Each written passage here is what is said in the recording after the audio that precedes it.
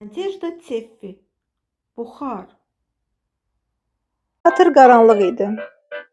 Yalnız səhnə işıqlandırılmışdı. Aradakı məşq gedirdi.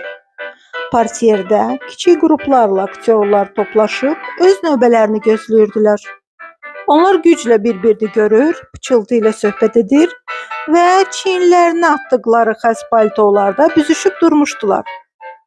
Grand Kaketka Arvidova öz yuxulu gözlərini qıyıb əsnəyirdi. Nə? Necə? Hə? deyə soruşur və cavab verməni belə unuturdu. Qadın səhər saat 9-da yatağa girmiş, saat 10-da isə onu artıq oyatmışdılar. Arvidovanın əlinin və muftasının arasında bir-birinə yaxın olan iki parıldayıb sönən düymələr vardı. Aha, Çapka da bizimlədir? Aktyor Murakov soruşdu və barmağı ilə iki düymənin arasını tumarladı. Orada yumşaq, isti xəz vardı və soyuq, nəm burun aktyorun əlinə dəydi. Çapoçka, çapoçka, məşqə gəlmisən? Onu evdə qoymaq olmaz. Mənsiz bütün günü zingildəyir, heç nə yemir. Sizin ona yazığınız gəlir. Necə yuxa öyrəyilisiniz. O qədər insan ətrafda məhv olub, amma siz köpəyə mərhəmət göstərirsiniz.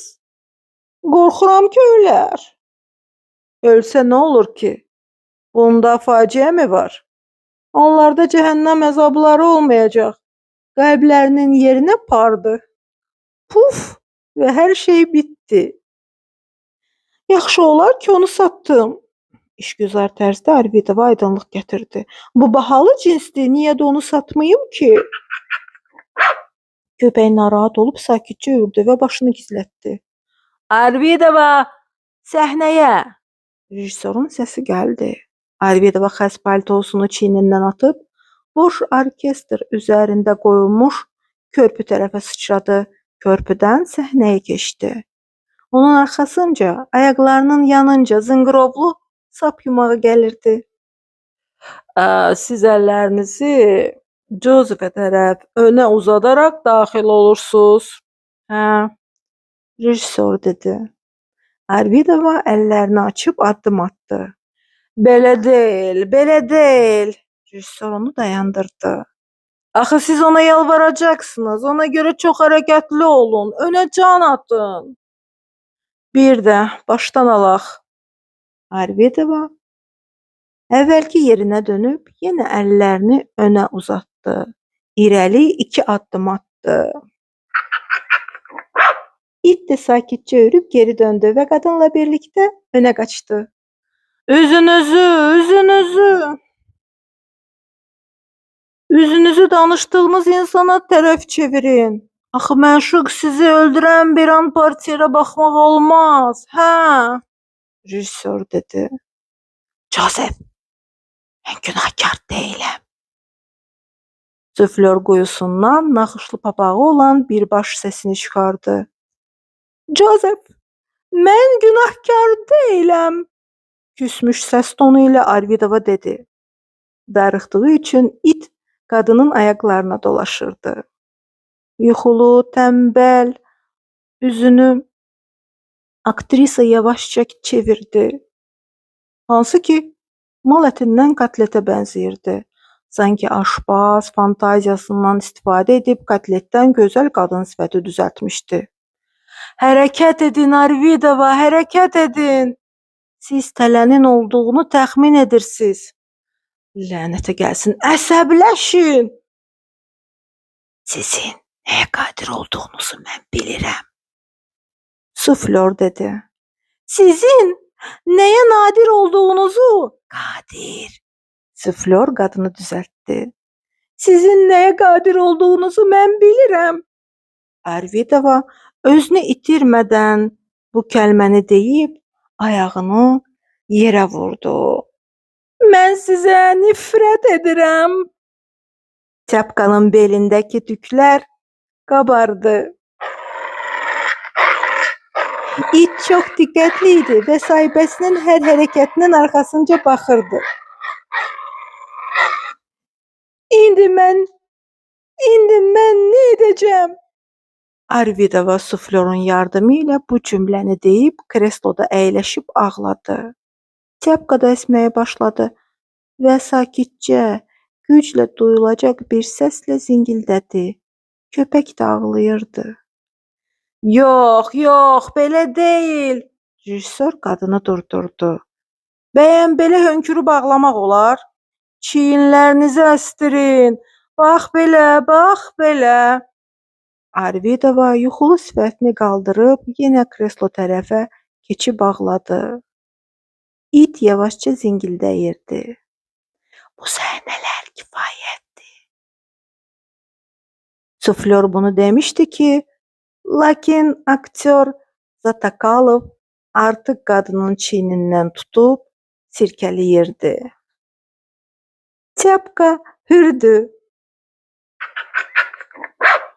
Sən məni öldürəcəksən, Arvidova qışqırdı. Balaca Tyapka dəhşətdən ağlını itirib Zatakalovun üstünə tullandı. Kiçik dişləri ilə qəfəyi çəkməsini dişlədi. Rola nüfuz etmiş Zatakalov məşqi saxlamadı. Yalnız ayağı ilə köpəyi itələdi. Köpək çox uzağa uçdu. Üzü ilə suflörün durduğu yerin kənarına dəydi. Bir neçə dəqiqə özünü itirdi. Yavaşca qalxdı. Biraz durdu. Başını aşağı endirdi. Arvidova isə ayaq üstə durub aktyor Zatakalovla artıq qucaqlaşırdı. Qadın deyirdi. Joseph, sən məni necə də sevirsən. Bu mutluluqdur, sən sevirsən. Qadın Zatakalovun qucaqlayıb qulağı tərəflə üzünü uzatdı. Havanı öpdü.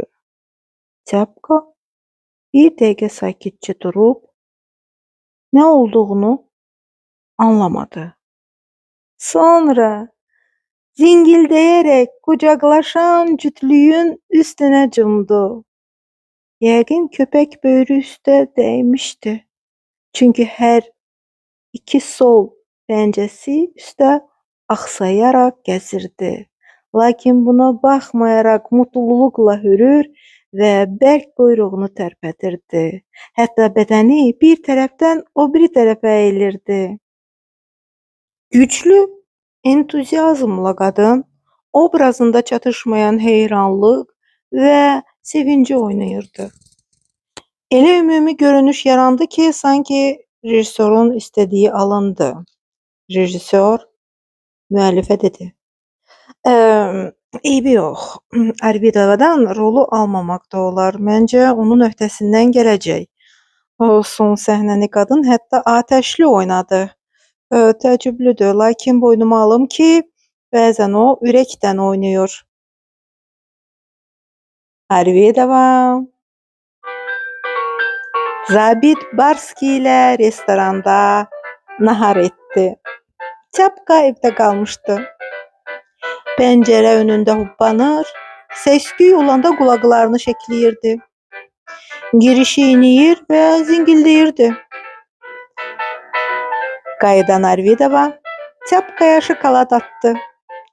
Nəzakət xətrinə Tyapka şokoladı götürüb divanın altına soxdu.